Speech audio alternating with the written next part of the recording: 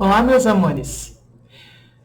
Nosso tema, migração ainda, mas vamos falar um pouquinho sobre a emigração e a imigração. Migração é a movimentação populacional, diz respeito ao circular de pessoas, a entrada e saída de pessoas dentro de um país. Quando eu falo em emigração, eu estou falando de saída de pessoas. O Brasil, a década de 80 foi um período de forte imigração. Por quê? Porque nós vamos ter um período muito negativo econômico, com fortes crises econômicas, com muita instabilidade de moedas, de inflação, falências, fazendo com que as pessoas saíssem do Brasil buscando melhores condições de vida em outras nações. Então, a década de 80, que é a nossa década perdida, né? O Ferrari trabalha isso lindamente em história, ela vai ser o nosso período de mais forte emigração brasileira. E os motivos vão estar associados à questão econômica, obviamente. Quando nós saímos do Brasil, quando nós emigramos, o nosso ponto principal de imigração é os Estados Unidos. Esse vai ser o nosso território mais visado. Nem sempre conseguimos, né? Vocês sabem que tem controles muito fortes de fronteira, muitas vezes migramos como ilegais, mas vai ser o nosso foco principal de atração de brasileiros. E nos Estados Unidos, nós nos fixamos em torno das grandes cidades. A parte leste dos Estados Unidos tem a maior presença de brasileiros. O segundo ponto de maior emigração brasileira é o Japão. Questão cultural, somos a maior colônia japonesa, a questão da necessidade de mão de obra no Japão faz com que o Brasil emigre para o Japão. Só que emigrar para o Japão é muito caro, o que acaba diminuindo um pouco o percentual se comparado aos Estados Unidos. Seja Estados Unidos, ou seja, Japão, a maior parte da imigração é mão de obra que vai trabalhar como desqualificada. No Japão, a mão de obra brasileira ela é bem vista, porque ela é muito produtiva. Nos Estados Unidos, ela vai ser sempre subalterna. O terceiro ponto de emigração é o Paraguai. Vamos para o Paraguai, os brasiguaios, como são chamados, na maior parte das vezes para trabalhar na agricultura e na pecuária, como donos de fazenda. É uma migração um pouco diferenciada se comparado aos nossos países já citados. O Paraguai, um país onde a produção é mais barata que o Brasil, tanto de solo, rebanhos, quanto de cultivos, acaba atraindo uma grande presença de brasileiros que vão em direção ao Paraguai como proprietários de terra, como proprietários de rebanhos, proprietários de áreas, então, de cultivo. Na Europa, os nossos principais países de recepção de brasileiros são Portugal e Itália, por motivos coloniais também. É óbvio que na Europa nós estamos espalhados por toda a Europa Ocidental. Tem uma grande presença de brasileiros na Alemanha, na França, no Reino Unido, na Irlanda, na Espanha, mas Portugal e Itália são os países que têm o maior número. Fora esses países, nós vamos ter acordos com várias nações para a imigração, fornecimento de mão de obra jovem. Entre esses acordos, a Austrália e o Canadá recebem um grande número de emigrantes brasileiros. E hoje está aumentando o número de emigrantes também na Nova Zelândia, porque são países que necessitam de mão de obra jovem para mover economicamente ativa a sua nação. Os brasileiros que migram, ou qualquer grupo, né, que migra de forma ilegal, ele está sujeito a fortes explorações. Então, ele vai acabar contribuindo aqui para humilhações de toda parte, porque ele está na margem, na borda da sociedade, sem o apoio legal estabelecido sobre o país. Imigração. Imigração é a entrada de estrangeiros sobre o território. Então, quando falamos de emigração, saída. Imigração, entrada. O nosso período de imigração, ele vai começar com a abertura dos portos. E porque 1530 é a tomada de posse. Mas não é o nosso maior momento imigratório. Por quê? Porque éramos uma colônia de exploração, a ideologia era explorar o que a terra pudesse oferecer. Com a abertura dos portos em 1808, é que começa oficialmente, então, a colonização do Brasil. Percebam que é algo bem recente. O Brasil é um país bem bebinho ainda. Nossa cidade é uma cidade que não tem 200 anos. Então, nós temos uma emigração recente e uma imigração também. A abertura dos portos, a partir de 1808, que vai ocorrer em virtude de vários contextos históricos que estão ocorrendo sobre a Europa, vai fazer com que muitos grupos se desloquem para o nosso território. O nosso período áureo, o período que tem a maior entrada, vai ser entre 1830 e 1914. Esse vai ser o período áureo das nossas imigrações. É o período que vai ter o maior movimento de entrada. A partir da década de 30, nós vamos ter um momento de restrição e a partir dali as políticas vão ser políticas de cotas de entrada. Essas políticas de cotas, elas vão ser reformuladas. Mas ainda hoje nós temos controle do número de pessoas que podem vir para o Brasil. O Brasil não é um país completamente aberto, onde todos podem vir para cá. Nós temos várias correntes imigratórias que se deslocam a partir de 1940. Vocês sabem que nós vamos ter ciclos de haitiano em 2012, nós vamos ter 2015 os venezuelanos, nós vamos ter os muçulmanos provenientes dos conflitos da Primavera Árabe, também recentes, nós vamos ter os chineses recentemente, mas não estão em entrada livre. Existe sistema de cotas e de controle para a entrada de estrangeiros sobre o território brasileiro. Nossa imigração a partir de 1808, então um pouquinho vamos falar dela. Nesse período, nós vamos ter vários fatores que vão favorecer a vinda desses estrangeiros para o Brasil. Entre eles, o nosso tamanho. O Brasil tinha uma extensão territorial imensa, o que favorecia a entrada dos vários grupos de imigrantes. Dentro desses grupos de imigrantes, nós vamos ter muitos que vão se fixar sobre a terra para trabalho agrícola. Nós tínhamos uma grande escassez de povoamento, a abolição da escravatura, as políticas, do fim do tráfico negreiro. Nós vamos ter a política de doação de terras, o custeio da passagem para que eles viessem para o Brasil, as crises que a Europa enfrentava. Tudo isso vai favorecer a vinda dos imigrantes. O Brasil recebeu menos imigrantes que países vizinhos, como, por exemplo, a Argentina. A Argentina recebeu mais que o Brasil. Por quê, professora? Porque alguns fatores... desculpem, só um minuto. Eram desfavoráveis. Entre esses fatores, o apoio governamental. Traziam um imigrante e o imigrante aqui que se virasse. Ele chegava no Brasil tendo que pagar a sua passagem. Então, ele já chegava endividado. Outro problema é o clima. Todos eles vieram de climas temperados. E o Brasil é muito quente, parecia uma estufa para esses povos. Os ciclos econômicos não tinham continuidade. Cada momento era um ciclo econômico. E com isso não havia desenvolvimento real, concreto, para esses imigrantes que chegavam aqui.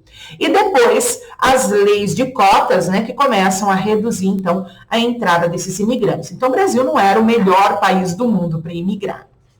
As principais correntes imigratórias que nós vamos ter. Então, eu vou trabalhar em ordem os maiores números. Os portugueses vão ser os mais volumosos. Imigrantes, tá, queridos? Aqui não vamos falar da tomada de posse. Nós somos uma colônia portuguesa, mas vamos falar do período de imigração pós-abertura dos portos. Então, nós vamos ter esses imigrantes portugueses vindo. E como são povos comerciantes e litorâneos, eles vão se fixar no litoral, obviamente, com várias cidades ao longo dessa costa. Aqui em Santa Catarina, nós vamos ter vários marcos deles, em Laguna, em Florianópolis, em Itajaí, em Curitiba, Porto Alegre, marcando, a professora Porto Alegre não é litorânea, mas tinha rio, tinha uma área de porto bastante significativa.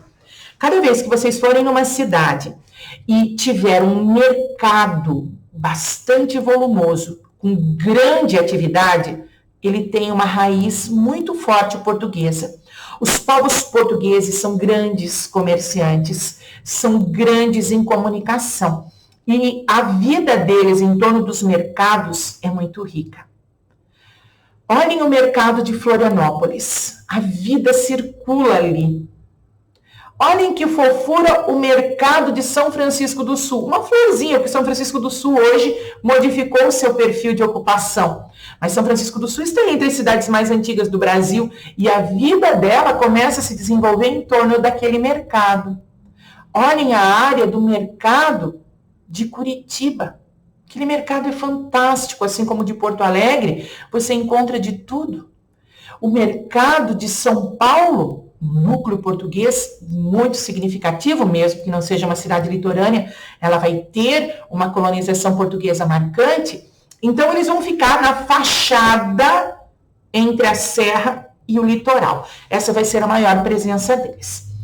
O grupo português é o nosso grupo de colonização mais significativo, por isso a nossa política, a nossa estrutura religiosa, nossa estrutura linguística, nossa estrutura urbana vai ser reflexo desse povo.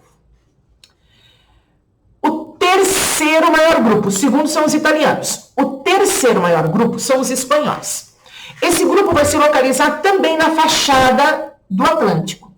Também são povos comerciantes, também são povos que vão vir no mesmo momento que os portugueses, vão se espalhar por todo o território nacional, mas vão ser povos que vão necessitar desse contato comercial, desse tino, né, de integração. E o segundo maior grupo, portugueses o primeiro, espanhóis o segundo, os português o primeiro, espanhol o terceiro, italianos o segundo. O segundo vão ser os italianos. Os italianos vão vir em dois grandes grupos. Um grupo voltado à colonização do sul do Brasil. E no Rio Grande do Sul vai ser a sua área de maior fixação. E um outro grupo que vai vir para as fazendas de café da região sudeste. Eles vão vir, então, em dois núcleos, tá, queridos, bem marcados, para trabalhar na cafeicultura e para colonizar o sul. É o nosso segundo maior grupo. Esse grupo também vai apresentar uma grande integração dentro do território nacional, também é um grupo que vai introduzir muito da sua cultura sobre o nosso espaço, com novas formas de cultivo, novas contribuições alimentícias, com novas formas de trabalho. Vai ser o nosso grupo que vai funcionar como mão de obra para o café assalariada, porque ele vai vir para substituir os negros, né, da abolição da escravatura. Um grupo bastante importante para nós. Os alemães, eles vão vir principalmente para o sul. Existem núcleos na região sudeste também. Porém, o sul do Brasil é a região de mais caracterização dos núcleos germânicos. Portugueses, espanhóis e italianos se integram com mais facilidade. Os germânicos, os japoneses, os ucranianos, eles vão formar o que nós chamamos de quistos. Já vou explicar o que é isso. Os alemães, eles vão vir então para Santa Catarina, se localizando na região dos vales. No Rio Grande do Sul, nas regiões dos planaltos, assim como nos planaltos do Paraná e de São Paulo. Vão desenvolver aqui a agricultura, vão ser responsáveis pela indústria metalmecânica, pela indústria têxtil nascente a partir da década de 60. Vai ter dentro desse espaço aqui um enquistamento cultural, aquelas cidades típicas que não permitem a entrada ou contato com outras culturas, por isso vai estar muito preservado o modelo alemão.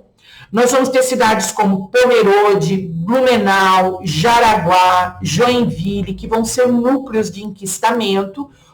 Hoje, pelo modelo que adotamos, globalizado, já não existe tanto, mas ainda se percebe um preconceito e uma xenofobia muito forte de grupos estrangeiros quando entram dentro de um núcleo de enquistamento. Cidades como Pomerode, até bem pouco tempo atrás, não tinham negros.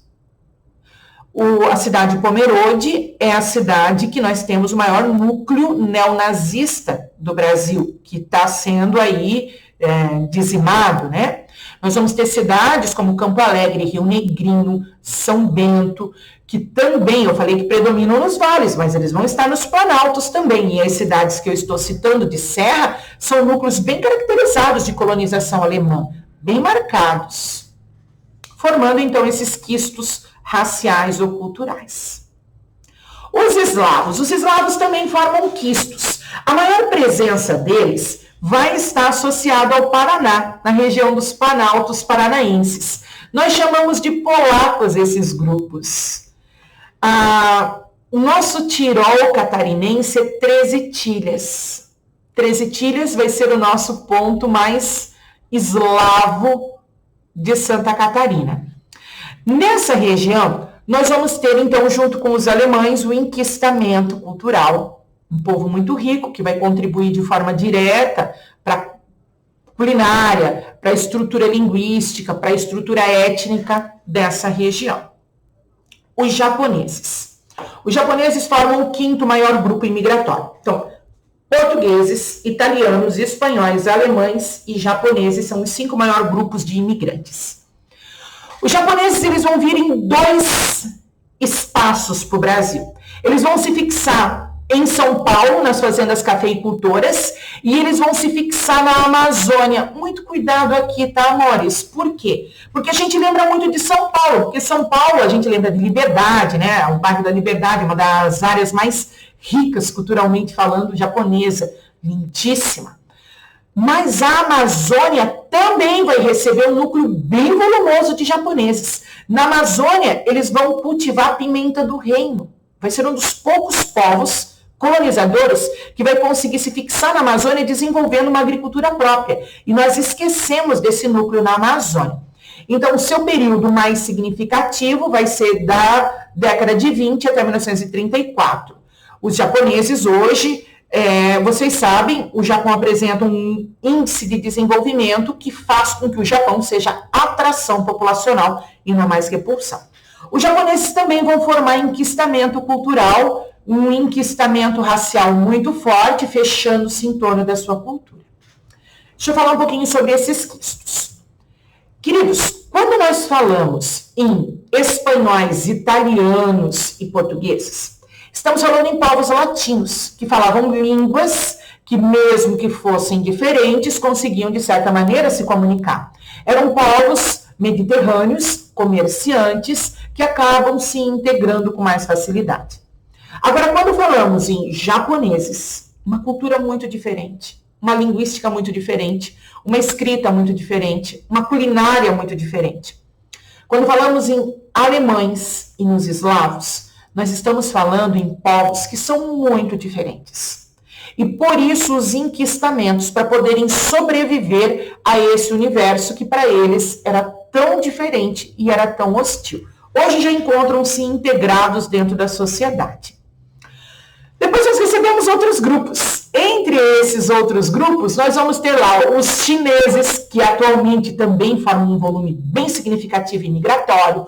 Nós vamos ter os coreanos, com uma imigração muito forte. São Paulo vai ser o maior núcleo deles. Nós vamos ter os grupos religiosos judaicos espalhados pelo Brasil todo. Santa Catarina tem um núcleo menor, mas na região do Paraná, quem conhece Curitiba, percebe muito forte o grupo judeu. Nós vamos ter os sírios, lembrando que os turcos não migram. A gente chama tudo de turco, né? Mas não são turcos, são sírios, são libaneses.